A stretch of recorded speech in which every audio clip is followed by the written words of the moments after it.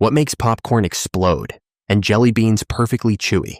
Pressure, heat, steam. Well, there's a droplet of water in this guy right here. And when you heat it up, it starts to expand. When you get to 212 degrees, you start to make steam.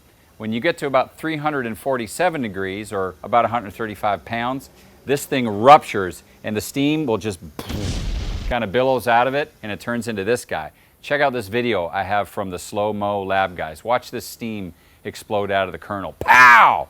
Now we're eating popcorn. So there you have it, folks. That's how we go from here to here. And you saw it on Steam Culture. So here's how the jelly bean is made using steam. A couple of different ways. First of all is how they actually make the concoction, which this is just one big, huge sugar bomb. So they're going to mix liquid sugar and a bunch of other sugary things into a large batch, but they're going to put it in a steam-jacketed kettle.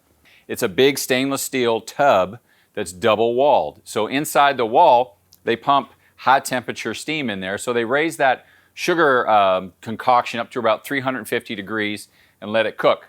Over to the side it goes. Over on these large beds, they're going to pour starch.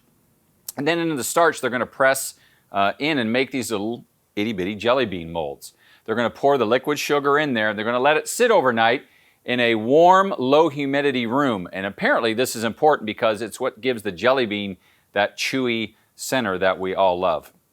So after they sit overnight, they're going to shake them out of their starchy molds, and then they're going to send them through a steam bath. This is important because if you don't put it through the steam bath, it doesn't accept the sugar coating that it's about to get tumbled through. So they put all the sugar coating on there, they add some color, and voila, you have various colors and flavors of jelly beans. So jelly beans made with steam, and now you know because you watch Steam Culture.